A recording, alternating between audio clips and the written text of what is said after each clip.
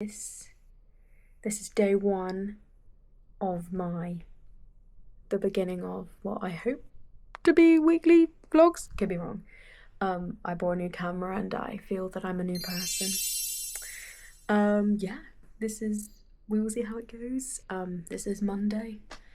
It's not very interesting because I've just charged it up and figured out how this works, and it's very confusing, and it required me to download an app, which I wasn't really sure on.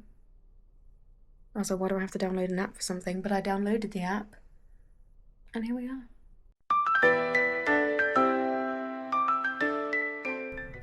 Cute, smile down.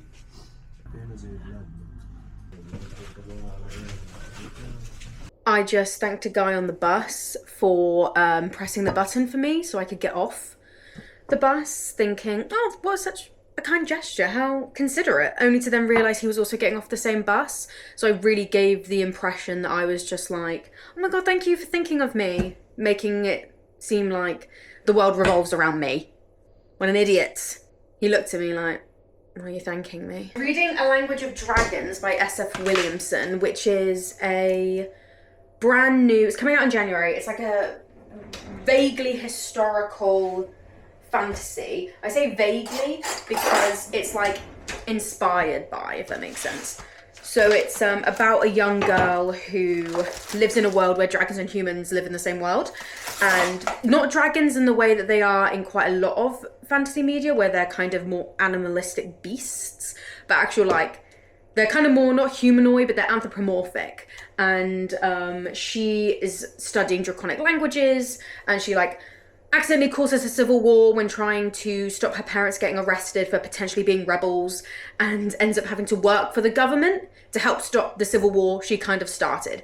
It's like fantasy espionage, historical fantasy espionage. I've read like 100 pages and it's really good so far. What a great way to start the 2025 releases. I just read Bat Eater by Kylie Baker, which was also a January 2025 release, which was a book about COVID, which in my mind, I was like, I'm gonna hate this. This is gonna be intense. I'm not gonna like COVID books. But I ended up really enjoying it. Are you happy with what you made? I'm very happy. Very, very happy. Brilliant. Waiting on my therapy appointment. This is the part where I always think, have I forgotten that I booked the appointment today? Is this appointment a lie that I made up? We'll find out.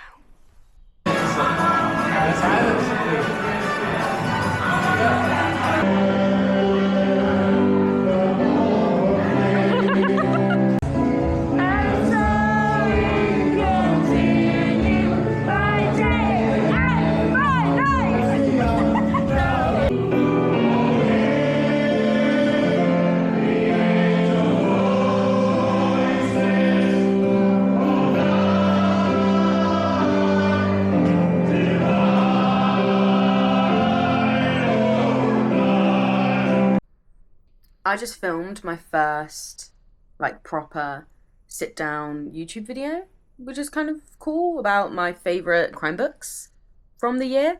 And that's really fun. Love that. Really excited. The camera, I'll be honest, this camera, not great. Like it's fine. I was definitely expecting a better quality than what I've actually got, but I'm excited to start this journey, and hopefully one person will view it, and it'll be my mum. My mum will view it, and hopefully she likes it. And yeah, I've got to go to work now. I'm doing a late night. I was like, oh, quickly film this and do last minute Christmas shopping because I left things last minute. I need to keep looking at this camera. I keep looking at the screen above. I need to look at you. It's my one day off this week, and my family is coming down for Christmas, and the house is not at the point where I want it to be for guests. So my day off is going to be spent tidying. I also need to refilm the top murder mystery video because I just realised I spent the entire time looking at the screen and not at the camera. So that was really annoying. So got to redo that. And I also need to go and do loads of shopping because we have nothing in. I don't even have Christmas wrapping paper to wrap all my gifts. So I'm really underprepared, and Christmas is not that far away. I bought some books yesterday as like a little well done for getting through Christmas, even though I haven't got through Christmas yet. Retail gift to myself. And I just want to show them really quickly what they were. So first up, I got Red River. I'm a massive manga reader. I love reading manga. Just realised I'm still not looking at. I've got to get used to looking at this. I'm a really good, I love manga. So this is Red River, which is like a historical fantasy, which a friend of mine at work recommended. She was also the one that recommended that I read Costanza Casati, and I read Babylonia this year, and it was like, well, I know exactly where it's placed on my top 20, and it's very high. And ever since then, every time she recommends something, I'm like, Shannon, I trust you. So I'm getting that because of Shannon. I also, because, and I'm going to make a whole video about my goals for 2025, but one of my goals is, that I can tell you, is I really want to try and read more non-fiction. I didn't read as much non-fiction as I would have liked this year, and what I did read I enjoyed, so I want to try and focus on that. So I got 2 non-fiction books. I got Searching for Juliet, which is the lives and deaths of Shakespeare's first tragic heroine. I love a good literary analysis. As someone that is not gonna write a book in her life, I love when people deep dive into books, plays, any form of media. If there is a deep analysis of a piece of media, I'm there. So yep, Searching for Juliet. And then the last one I got was, oh my god, Eve Bites Back, which is all about the history of English literature, but focusing on maybe women we don't hear of as much. So people like Anne Bradstreet, obviously Jane Austen, Mary Elizabeth Braddon, but some people that maybe I wouldn't know about. Like, I know who Jane Austen is, obviously, but do you know what I mean? There are gonna be certain women in here that I don't know. And yeah, so I definitely want to focus on non-fiction going into the new year. But those were my little treat yourself. Just had to refilm the video, so please watch it, because I had to refilm the whole thing. But yeah, I think it went really, really well. I'm really excited to see how it turns out. Oh my god, what happens if it turns out awfully? Then that's on me, and we live and we learn. You can't succeed if you don't learn from your mistakes, as they say. You can quote me on that. I'm joking, don't quote me on that. That's been said numerous times. But yeah, so now I'm gonna go not upload it, but edit it, and hope I don't hate it and hate the sound of my own voice.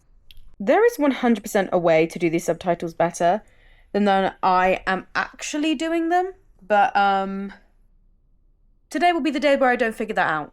And today I just want to get one up on the channel, say that it's done, be proud that I've managed to do one, and then just leave it at that. But yeah, I am a minute into a 17.5-minute video's worth of subtitles. I'm gonna have to put like a movie on or something so my brain doesn't just get lost in the mumble jumble of my annoying voice. Harry is at a Christmas party for work, so I'm chilling at home. Obviously I was meant to tidy.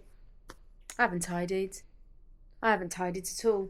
What I have done is do this. Can you see this? No, oh my god, I can't even see. I've done a puzzle. That's all I've done today, is a puzzle. Look at that. I'm getting to the bit where it's now really hard. It's the walls and the complicated carpet. It's now kind of no longer fun, but I must stick it through to the end.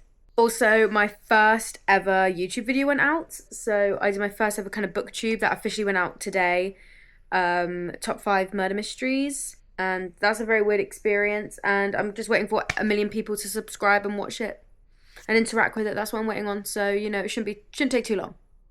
Should be within the next week or so. The next video that I have to film, which I don't even know when I'll do it, because this camera, my setup, is not the most like extravagant and exciting. It's this little camera and the prayer for natural lighting. So the next day off I have is Christmas Eve, and my family's down, so I don't know when that next batch of recording will be, but I do a top 3 worst, most surprising and most disappointing. And I've already made a note of that. I've got the blog post set up, so I need to record that. I don't really talk about books that I don't like on social media. Like, I talk about it all the time with my friends, but I don't really get negative on social media that much, apart from like an initial review which says like, oh, I didn't enjoy it for this reasons. I always get weirdly nervous being negative about books, but that is the way of reviewing. You have to have good reviews and you will have bad reviews, so I've just got to do it, but I feel nervous. Okay, so we are on the final stretch now. It is the last couple of shifts nights before Christmas, and I'm doing a late night, then a normal Sunday, and then a very early Monday morning, which I'm very happy about. I'd rather do earlies than lates. I've always been that way. So yeah, we're going to see how this goes. It's either going to be so busy on this late night because everybody is panic buying Christmas presents, or it's going to be really dead and I'm going to get loads of stuff done. I also have to fix this dude's little bobble is falling off. So before I go, I've got to Gorilla Glue the hat. But yeah, it's a cute little Christmas jumper that I'm wearing. And yeah, family is down very soon. I just realised that I will not be able to finish 2 books before the end of the year because I'm not even halfway through A Language of Dragons yet. It's amazing. I love it. I love taking my time with it, but I'm also so busy and do not have time to sit and read as much as I thought I would. So I know that I will finish A Language of Dragons this year and I will start City of Last Chances, but I just know in my soul that I want to drag that out and finish it on the 1st instead of finishing it in the new year, because at that point I need to finalise all my wrap-ups. So we're going to just drag City of Last Chances and have it be my first 2025 read. Just because I'm so busy, I'm not going to be reading over Christmas Eve and Christmas Day. I've only had 2 days with my family, so that's what we're going to do.